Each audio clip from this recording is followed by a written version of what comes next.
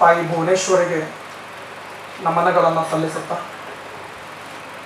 ವೇದಿಕೆಯನ್ನು ಅಲಂಕರಿಸಿದಂಥ ಗೌರವಾನ್ವಿತ ಅತಿಥಿಗಳಾದಂತಹ ಅತಿಥಿಗಳು, ಸಭಾಂಗಣದಲ್ಲಿ ನೆರೆದಿರುವಂತಹ ಎಲ್ಲ ಶಿಕ್ಷಕೇತರ ಸಿಬ್ಬಂದಿ ಮತ್ತು ನನ್ನ ಪ್ರಿಯ ವಿದ್ಯಾರ್ಥಿನಿಯರಿಗೆ 61ನೇ ಕರ್ನಾಟಕ ರಾಜ್ಯೋತ್ಸವದ ಹಾರ್ದಿಕ ಶುಭಾಶಯಗಳನ್ನು ಕೋರುತ್ತಾ, ಇವತ್ತು ನನಗೆ ನಿಗದಿಪಡಿಸಿದಂತಹ ಕೆಲವೇ ಸಮಯಗಳಲ್ಲಿ ನನ್ನ ಮನದಾಳದ ಇಂಗಿತವನ್ನು ವ್ಯಕ್ತಪಡಿಸಲು ನನಗೆ ತುಂಬ ಹೆಮ್ಮೆ ಅನ್ನಿಸ್ತಿದೆ. ಇವತ್ತು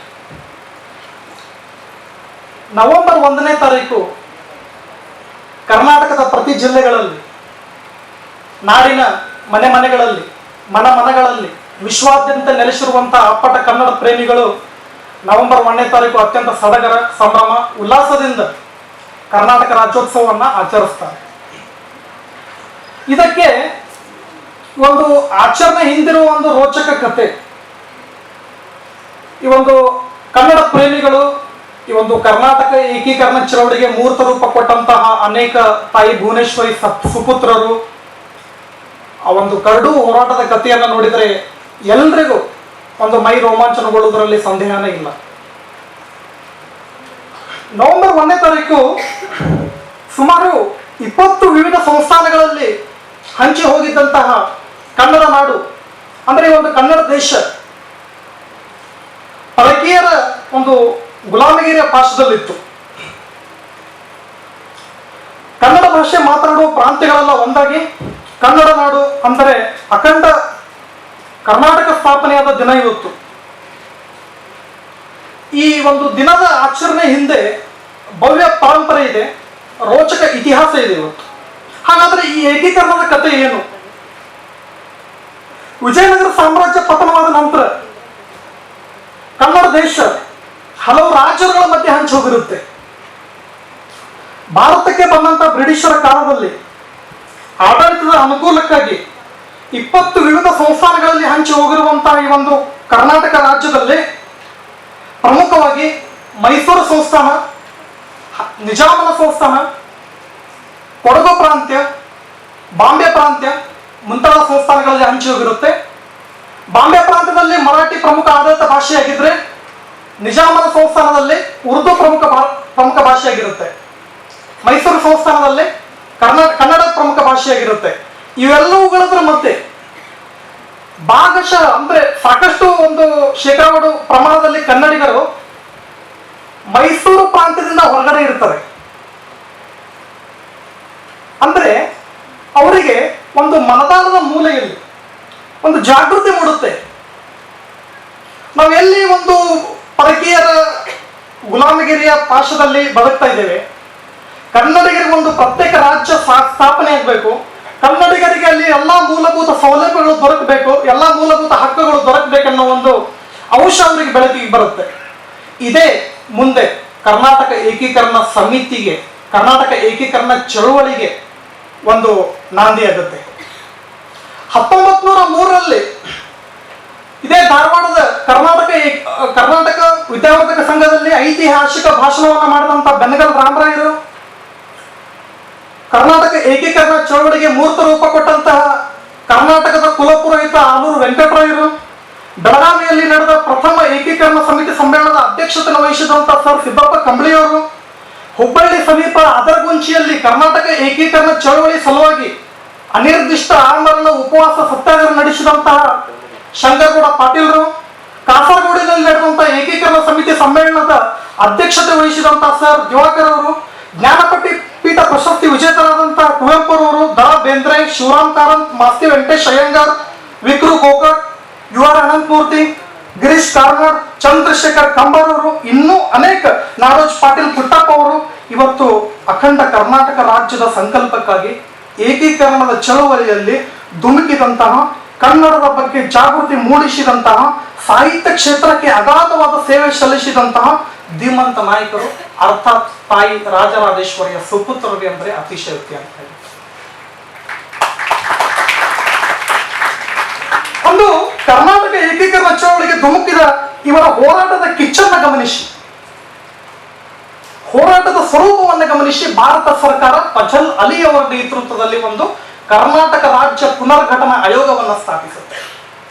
ಈ ಹೋರಾಟದ ರೂಪುರೇಷೆಗಳನ್ನ ಸ್ವರೂಪವನ್ನ ಕಿಚ್ಚನ್ನ ಗಮನಿಸಿ ಫಜಲ್ ಅಲಿಯವರ ಆಯೋಗದ ಶಿಫಾರಸಿನ ಮೇರೆಗೆ 1956 ನವೆಂಬರ್ 1ನೇ ತಾರೀಕು ಅಖಂಡ ಕರ್ನಾಟಕ ಸ್ಥಾಪನೆ ಆಗುತ್ತೆ. ಅವರ ಮಹತ್ವಾಕಾಂಕ್ಷೆ ಈಡೇರುತ್ತೆ. ಆದ ಕಾರಣ ಇವತ್ತು ನವೆಂಬರ್ 1ನೇ ತಾರೀಕು ವಿಶ್ವಾದ್ಯಂತ ಕರ್ನಾಟಕ ರಾಜ್ಯಾದ್ಯಂತ ಪ್ರತಿ ಜಿಲ್ಲೆಗಳಲ್ಲಿ ಇವತ್ತು KLE ತಾಂತ್ರಿಕ ಮಹಾವಿದ್ಯಾಲಯದಲ್ಲಿ ಅತ್ಯಂತ ಸಡಗರ ಸಂಭ್ರಮದಿಂದ ತಾಯಿ ಭುವನೇಶ್ವರಿ ಮಾತೆ ಉತ್ಸವವನ್ನು ಆಚರಿಸ್ತಾ ಇದ್ದೀವಿ. ಕನ್ನಡದ ಕಂಪನ್ನು ಪಸರಿಸುವುದಕ್ಕಾಗಿ ವಿಸ್ತರಿಸುವುದಕ್ಕಾಗಿ ನಮ್ಮ ಸಾಹಿತಿಗಳು ಅವರು ಕೇವಲ ಅವರ ಭಾವನೆಗಳಿಗೆ ಅಕ್ಷರ ರೂಪ ಕೊಟ್ಟಿಲ್ಲ. ಅವರ ಜೀವನ ಶೈಲಿ, ಅವರ ಹಾವ ಭಾವ, ಉಡುಗೆ ತೊಡುಗೆ, ರೀತಿ ನೀತಿ, ಕಲಾ ಕೌಶಲ್ಯಗಳು, ಪ್ರಾಮಾಣಿಕ ತಾತ್ವಿಕ ಚಿಂತನೆಗಳು, ಆಲೋಚನೆ, ನಡವಳಿಕೆ, ತತ್ವಗಳು, ಅವರು ಎಲ್ಲವನ್ನು ಗಮನಿಸಿದ್ರೆ ಅವರು ಇಂಥ ಒಂದು ಜೀವನ ಶೈಲಿ, ಸರಳ ಜೀವನ ಶೈಲಿ ನಡೆಸ್ತಾ ಇದ್ರೆ ಅಂತ ಒಂದು ನಾವು ಕರ್ನಾಟಕ ಸಾಹಿತ್ಯದ ಕನ್ನಡದ ಪುಟಗಳನ್ನು ತಿರುಗಿ ನೋಡಿದ್ರೆ ಎಂಥವರಿಗೂ ಒಂದು ನಿಬ್ಬೆರಗಾಗ್ತಾರೆ ಅಂತ. ವಿ ಗರಗನಾಥರು ಕರ್ನಾಟಕ ಕಂಡ ಒಂದು ಶ್ರೇಷ್ಠ ಕನ್ನಡ ಕವಿ ಅಂದ್ರೆ ತಪ್ಪಾಗಲ್ಲ. ಕನ್ನಡದ ಪುಸ್ತಕಗಳನ್ನು ತಲೆ ಮೇಲೆ ಹೊತ್ಕೊಂಡು ಮಾರಾಟ ಮಾಡ್ತಿದ್ದ ಪುಣ್ಯಾತ್ಮರವರು ಸತ್ತ ಮೇಲೆ ಅವರ ಅಂತ್ಯ ಸಂಸ್ಕಾರಕ್ಕಾಗಿ ಅವರು ಒಂದು ಪೈಸೆ ಇರಲಿಲ್ಲ ಅಂದ ತಕ್ಷಣ ಅವರ ಮನೆಯಲ್ಲಿ ಅವರ ಕುಟುಂಬ ಸದಸ್ಯರನ್ನು ಅಂದ್ಕೊಂಡು ಗಳಗನಾಥರ ಅಂತ್ಯಕ್ರಿಯೆ ಮಾಡಬೇಕಾದ್ರೆ ಇನ್ನೇನು ಪುಸ್ತಕಗಳನ್ನೇ ಇಟ್ಟು ಅವ್ರನ್ನ ಅಂತ್ಯಕ್ರಿಯೆ ಮಾಡ್ಬೇಕಂತ ಅಂದ್ಕೊಂಡು ನೋಡ್ತಿದ್ರು. ವಿ ಸೀತಾರಾಮಯ್ಯ ಅವರು ದಿನ ಬೆಳಿಗ್ಗೆ ಹೋಟೆಲ್ನಿಂದ 10 ಇಡ್ಲಿಗಳನ್ನು ತರಿಸ್ಕೊಂಡು ತಾವು 1 ಇಡ್ಲಿನ ತಂದು ಉಳಿದಂತ 9 ಇಡ್ಲಿಗಳನ್ನ ಪ್ರಾಣಿ ಪಕ್ಷಿಗಳಿಗೆ ಹಾಕಿ ತಮ್ಮ ಕರುಣಾಭಾವ ಮನೋಭಾವನೆಯನ್ನು ವ್ಯಕ್ತಪಡಿಸಿದ್ರು. ಇದು ದಿನನಿತ್ಯ ಅವ್ರದ್ದು ಒಂದು ದಿನಚರಿಯಾಗಿತ್ತು. ಬೇಂದ್ರೆಯವರು ದಾರಿಯಲ್ಲಿ ಒಂದು ಸುಡು ಬಿಸಿಲಿನಲ್ಲಿ ನಡ್ಕೊಂಡು ಬರ್ತಿರ್ತಾರೆ. ಅವರು ಪಾದರಕ್ಷೆ ಹರಿದೋಗುತ್ತೆ. ಅಲ್ಲೇ ಪಕ್ಕದಲ್ಲೇ ಬೀದಿ ಬದಿ ಕುಳಿದಂತಹ ಒಂದು ಚಮಾರ್ನ ಹತ್ರ ಹೋಗ್ತಾರೆ. ಪಾದರಕ್ಷೆ ಕೈಯಲ್ಲೇ ಹಿಡ್ಕೊಂಡು ನನ್ನ ಪಾದರಕ್ಷೆ ಹರಿದೋಗಿದೆ ಹೊಲಸ್ ಕೊಡು ಅಂತ ಚಮ್ಮಾರ ಹೊಲದ್ ಕೊಡಕ್ಕೆ ಪ್ರಾರಂಭ ಮಾಡ್ತಾನೆ. ಸುಡು ಬಿಸಿಲನ್ನ ಗಮನಿಸಿದಂತ ಅವರು ಛತ್ರಿನ ಚಮ್ಮಾರನ ಮೇಲ್ಗಡೆ ಹಿಡಿತಾರೆ ನೆರಳು ಬರಲಿ ಅಂತ. ಅವಾಗ ಅವನ ಸಂಕುಚಿತ ಮನೋಭಾವನೆಯಿಂದ ಯಾಕೆ ಸರ್ ನೀವು ಯಾಕೆ ನಮ್ಮ ಛತ್ರಿ ಹಿಡಿತಾ ಇದ್ದೀರಿ, ನಾನು ನನ್ನ ಕೆಲಸ ಮಾಡ್ತಾ ಇದ್ದೀನಿ, ನೀನು ಕೆಲಸ ಮಾಡು ನೆರಳುಗಳವಾಗಿ ಬೇಂದ್ರೆ ಹೇಳ್ತಾರೆ. ಅಂತ ಒಂದು ಸರಳ ಜೀವನ ಶೈಲಿ ಹೊತ್ತು ಡಾಕ್ಟರ್ ಜಿ ವಿ ಗುಂಡಪ್ಪ ಅವರು ತಮ್ಮ ಹೆಂಡತಿಯನ್ನು ಆಪ್ತರೊಬ್ಬರ ಮನೆಗೆ ಮದುವೆಗೆ ಕಳಿಸ್ತಾರೆ. ತಾವು ಇನ್ನೊಂದು ಯಾವುದೋ ಒಂದು ಪ್ರಮುಖ ಕಾರ್ಯಕ್ರಮದಲ್ಲಿ ಭಾಗವಹಿಸ್ತಾರೆ. ಕಾರ್ಯಕ್ರಮವನ್ನು ಮುಗಿಸಿ ಮನೆಗೆ ಬಂದ ತಕ್ಷಣ ಅವ್ರ ಹೆಂಡತಿ ಇನ್ನೂ ಮನೆಯಲ್ಲೇ ಇರೋದನ್ನ ಗಮನಿಸಿ, ನಾನು ನಿನ್ನ ಆತ್ಮೀಯರಾದ ಮನೆಗೆ ಹೋಗಂತ ಹೇಳಿದ್ದೆ, ಮದುವೆಗೆ ಯಾಕೆ ಹೋಗ್ಲಿಲ್ಲ ನೀನು ಅಂತ ಪ್ರಶ್ನೆ ಮಾಡ್ತಾರೆ. ಇಲ್ಲ, ನಾನು ಹೋಗ್ಬೇಕು ಅನ್ಕೊಂಡಿದ್ದೆ, ಇರೋದು ಒಂದೇ ಸೀರೆ, ಅದು ಹರಕು ಅಲ್ಲೋ ಇಲ್ಲೋ ಹರಿದಿದ್ದ ಸೀರೆ, ಅದನ್ನ ಉಟ್ಕೊಂಡು ಹೋದ್ರೆ ನಮ್ಮ ಯಜಮಾನರ ಮಾನ ಮರ್ಯಾದೆ ಹೋಗುತ್ತೆ, ಅದಕ್ಕೆ ನನ್ನ ಮಗನಿಗೆ ಕಳಿಸಿದೀನಿ ಅದು ಮದುವೆಗೆ ಅಂತ ಹೇಳ್ತಾರೆ. ಇಂಥ ಒಂದು ಜೀವನ ಶೈಲಿ, ಇಷ್ಟೊಂದು ಕಷ್ಟ ಕಾರ್ಪಣ್ಯಗಳನ್ನು ಎದುರಿಸಿ ನಮ್ಮ ಸಾಹಿತಿಗಳು ಎದುರಿಸಿದ್ದಾರೆ ಇವತ್ತು. ಇನ್ನೊಬ್ರು ಡಾಕ್ಟರ್ ಮಾಸ್ತಿ ವೆಂಕಟೇಶ್ ಅಯ್ಯಂಗಾರ್ ಅವರು ಜಿಲ್ಲಾಧಿಕಾರಿ ಆದ್ರು. ಒಂದ್ಸರಿ ಯಾವುದೋ ಒಂದು ಊರಿಗೆ ಭೇಟಿ ಕೊಟ್ಟಾಗ ಅತ್ಯಂತ ಬಾಯಾರಿಕೆಯಿಂದ ಬಳಲ್ತಾ ಇದ್ರು. ದಾರಿ ಮಧ್ಯದಲ್ಲಿ ಸಿಕ್ಕಂತ ಒಂದು ಬಾವಿಯಲ್ಲಿ ಒಂದು ಕೊಡದಲ್ಲಿ ನೀರು ಸೇರ್ತಾ ಇದ್ದ. ಅದನ್ನು ಕೇಳಿ ಅವರು, ನಾನು ತುಂಬಾ ಬಾಯಾರಿಕೆಯಿಂದ ಬಳಲ್ತಾ ಇದ್ದೇನೆ, ನನಗೊಂದು ಸ್ವಲ್ಪ ಕುಡಿಯೋದಕ್ಕೆ ನೀರು ಕೊಡು. ಅವನೇನು ಆ ಕಡೆ ಚಿತ್ತನೆ ವಹಿಸಲ್ಲ, ತನ್ನ ಪಾಳಿಗೆ ತಾನು ನೀರನ್ನು ಜಗ್ತಾನೆ ಇರ್ತಾನೆ, ನೋಡ್ತಾ ಇರಲ್ಲ ಇವ್ರ ಕಡೆ. ನೀರು ಜಗ್ತಾನೆ, ಒಂದೊಂದು ಕೊಡ ಜಗ್ತಾನೆ, ಪಕ್ಕದಲ್ಲಿರೋ ಟ್ಯಾಂಕ್ನಲ್ಲಿ ನೀರು ಹಾಕ್ತಾನೆ, ಆಮೇಲೆ ನೀರು ಕೊಡ್ತಾನೆ. ಮೊದಲಿಗೆ ಕೇಳಿದ್ದೆ ನೀ ನೀರು ಕೊಡ್ಲಿಲ್ಲ, ಈಗ ನನ್ಗೆ ಬೊಕ್ಸೆ ನೀರು ಕೊಟ್ಟು ನನ್ನ ಬಾಯಾರಿಕೆಯನ್ನು ತನಿಸಿದಲ್ಲ, ಯಾಕೆ? ಇಲ್ಲ ಸ್ವಾಮಿ, ಈ ಒಂದು ಊರಿನಲ್ಲಿ ಯಾರಾದರೂ ಒಂದು ನೀರು ಸೇದಾಕ್ ಬಂದ್ರೆ ಮೊದಲನೇ ಕೊಡ ನೀರು ಪಕ್ಕದ ಟ್ಯಾಂಕ್ನಲ್ಲಿರೋ ಹಾಕಬೇಕು, ಪ್ರಾಣಿ ಪಕ್ಷಿಗಳಿಗೆ ಉಪಯೋಗ ಆಗಬೇಕು ಎಂಬ ನಮ್ಮ ಜಿಲ್ಲಾಧಿಕಾರಿ ಅವರ ಆದೇಶ ಆಗಿದೆ. ಜಿಲ್ಲಾಧಿಕಾರಿ ಅವರು ಮಾಸ್ತಿಯವರೇ ಇದ್ರು. ಅವರ ಮಾತಿಗೆ ಮನ್ನಣೆ ಕೊಟ್ಟು ಆ ಒಂದು ಊರಿನ ಗ್ರಾಮಸ್ಥರು ಚಾಚು ಚಪ್ಪದೆ ನಡೆದುಕೊಳ್ಳುತ್ತಿರೋ ನೋಡಿ ಅವರ ಕಣ್ಣುಗಳು ಒದ್ದೆ ಆಗುತ್ತೆ. ಮಾಸ್ತಿ ವೆಂಕಟೇಶ್ ಅಯ್ಯಂಗಾರ್ ಅವರು.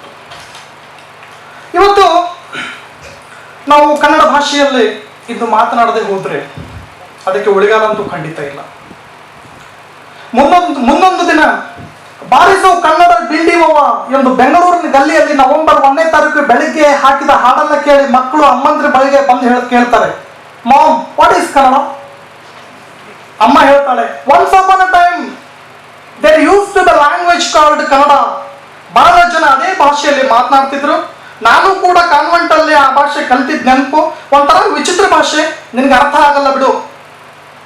ಸಾಧ್ಯ ಆದ್ರೆ ಯಾವತ್ತಾದ್ರೂ ಒಂದಿನ ಅದು ನ್ಯೂಸ್ ಪೇಪರ್ ಅಲ್ಲಿ ಬರುತ್ತೆ, ಅವಾಗ ನಿಂಗೆ ತೋರಿಸ್ತೀನಿ ಅಂತ ಅವಳ ತಾಯಿ ಹೇಳ್ತಾರೆ.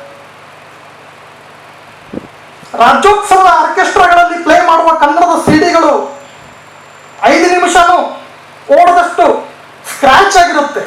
ಆ ಉಳಿದಿರೋದು ಯೋಗರಾಜ್ ಭಟ್ರು ಕನ್ನಡ ಎನ್ನಲಾದ ಭಾಷೆಯನ್ನು ಅಷ್ಟಷ್ಟು ಬಳಸ್ಕೊಂಡು ಬರೆದಂತ ಸಿನಿಮಾ ಹಾಡುಗಳು ಮಾತ್ರ. ಅವುಗಳನ್ನ ಎಲ್ಲೆಡೆ ಪ್ಲೇ ಮಾಡಲಾಗುತ್ತೆ.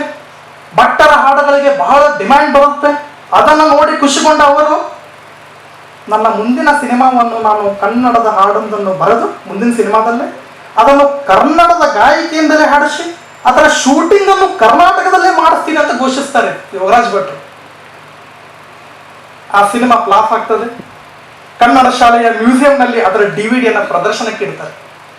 ಮುಂಬರುವ 20 ವರ್ಷಗಳ ನಂತರ ಕನ್ನಡದ ಸ್ಥಿತಿಗತಿ ಯಾವ ತರ ಇರುತ್ತೆ, ಕನ್ನಡನ ಉಳಿಸ್ಲಿಲ್ಲ ಅಂದ್ರೆ, ಒಂದು ಸಂಪೂರ್ಣ ಒಂದು ಸಂಕ್ಷಿಪ್ತ ಚಿತ್ರಣ. ಮುಂದೊಂದಿನ ಅಕ್ಷರಮಾಲೆಯ ಕಟೌಟ್ ಹಾಕ್ಬೋದು, ಕನ್ನಡ ವರ್ಣಮಾಲೆಯ ಕಟೌಟ್ಗಳನ್ನ ಬೀದಿಗಳಲ್ಲಿ ಹಾಕ್ಬೋದು. ಜನರಿಗೆ ಕನ್ನಡದ ಅಕ್ಷರಗಳ ಪರಿಚಯ ಆಗಲೆಂದು ರಾಜ್ಯಾದ್ಯಂತ ಸರ್ಕಾರದ ವತಿಯಿಂದ ಹಾಕ್ಬೋದು, ಬೃಹತ್ ಕಟ್ಟಡಗಳನ್ನು ಹಾಕ್ಬೋದು, ಕನ್ನಡವನ್ನು ಉಳಿಸ್ಲಿಲ್ಲ ಅಂದ್ರೆ. ಸೊ ಇವತ್ತು ನಾನು ಇಲ್ಲಿ ವೇದಿಕೆ ಮೇಲೆ ಮಾತನಾಡುತ್ತಿರುವುದು ನಾನೊಬ್ಬನೇ ಮಾತಾಡ್ತಾ ಇಲ್ಲ. ಇಲ್ಲಿ ಸಭಾಂಗಣದಲ್ಲಿ ಆಸೀನರಾಗಿರುವಂತ ಎಲ್ಲ ಶಿಕ್ಷಕೇತರ ಎಲ್ಲ ಒಂದು ಅಭಿಮಾನದ ಸಂಕೇತವಾಗಿ ತಮ್ಮನ್ನ ಪ್ರತಿನಿಧಿಸಿ ನಾ ಇವತ್ತು ಮಾತಾಡ್ತಾ ಇದ್ದೇನೆ. ನಮ್ಮೊಂದೇ ಅಭಿಪ್ರಾಯ ಅಲ್ಲ, ಎಲ್ಲರದ್ದು ಅಭಿಪ್ರಾಯ.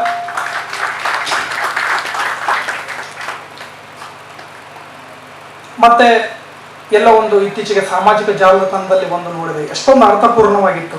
KNNADA ಅಂತ ಕನ್ನಡ.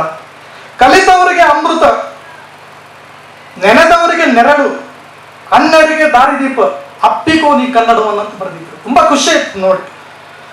ಬಾಳಿನ ಬೆನ್ನು ಹತ್ತಿ 100 ಊರು ಸುತ್ತಿ, ಏನೇನು ಕಂಡ ಮೇಲೂ ನಮ್ಮೂರು ನಮಗೆ ಮೇಲು, ಕಲಿಯೋಕೆ ಕೋಟಿ ಭಾಷೆ, ಆಡೋಕೆ ಒಂದೇ ಭಾಷೆ, ಅದೇ ಕನ್ನಡ, ಕಸ್ತೂರಿ ಕನ್ನಡ. ಇನ್ನೊಂದ್ಸಾರಿ ಎಲ್ರಿಗೂ 61ನೇ ಕರ್ನಾಟಕ ರಾಜ್ಯೋತ್ಸವದ ಹಾರ್ದಿಕ ಶುಭಾಶಯಗಳನ್ನು ಕೋರುತ್ತಾ, ಜೈ ಕರ್ನಾಟಕ ಮಾತೆ, ಜೈ ಭುವನೇಶ್ವರಿ ಮಾತೆ. ಧನ್ಯವಾದಗಳು. ಜೀವನದ ಪ್ರತಿ ಹಂತದಲ್ಲಿ ಗುರಿ ಅವಶ್ಯ.